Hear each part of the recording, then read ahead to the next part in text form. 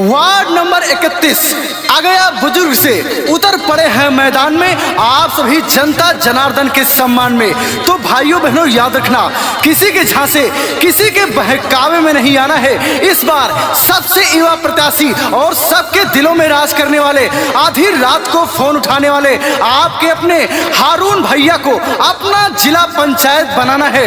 Ward number 31 आ गया बुजुर्ग में विकास ही विकास लाना है और विकास की रफ्तार को आगे लेकर के जाना है। जन जन की है यही पुकार, हारून भैया आपकी बार।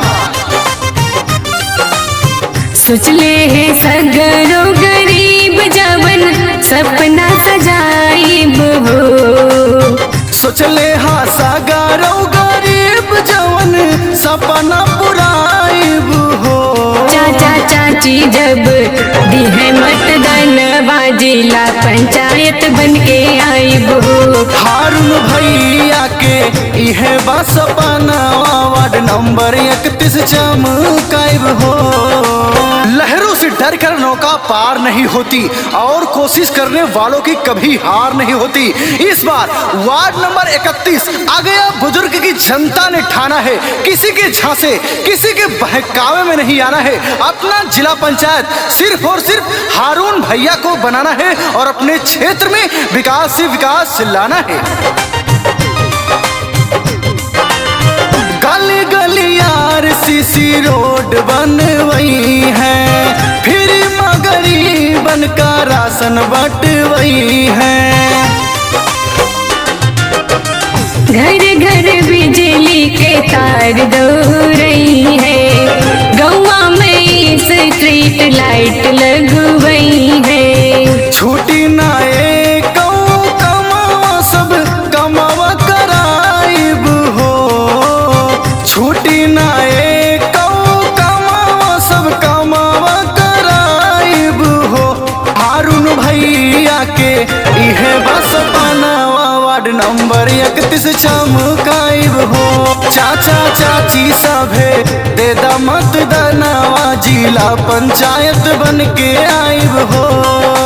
जालिम कितना जुल्म करेगा सत्ता के गलियारों से। वार्ड नंबर 31 आ गया बुजुर्ग की गली गली गूंज रही है हारून भैया जी के नारों से। तो भाइयों बहनों याद रखे, इस बार वार्ड नंबर 31 की जनता ने ठाना है, किसी के झांसे किसी के बहकावे में नहीं आना है। अपना जिला पंचायत सिर्फ और सिर्फ हारून भैया को बनाना है। विपदा में सबका साथ निभाई है, आर्थिक सहायता ये सबका दिलई है। स्वच्छ व सुरक्षित आपन क्षेत्र बन जाए, आम नागरिक के सुरक्षा मिल जाए। तन मन धन से मददिया सबके कराइब हो। तन मन धन से मददिया सबके कराइब हो। हारून भैया के इहे बा सपना, वार्ड नंबर 31 चमकाइब हो। ओ दादा दादी देदा आपकी मतदानवा, जिला पंचायत बन के आइब हो। गरीबों के हितैषी, गरीबों के चहेते, जन जन की आवाज उठाने वाले, सबका फोन उठाने वाले, सबके दिलों में राज करने वाले आपके अपने और सबके चहेते हारून भैया इस बार है मैदान में आप सभी के सम्मान में। तो भाइयों बहनों याद रखिए, इस बार इनको एक मौका देना है और अपना जिला पंचायत बनाना है। अपने क्षेत्र में विकास ही विकास लाना है। वार्ड नंबर 31 आ गया बुजुर्ग को चमकाना है। बेघर के आवास मिल जाई, बच्चन के खेले खातिर पार्क बन जाई।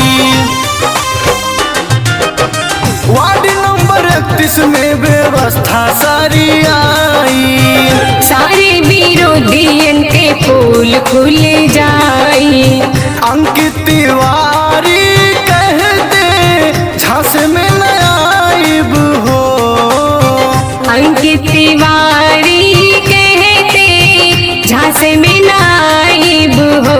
हारून भैया के इहे बस पनावा वार्ड नंबर 31 चमकाइब हो। चाचा चाची जब दिहे मतदानवा जिला पंचायत बन के आइब हो।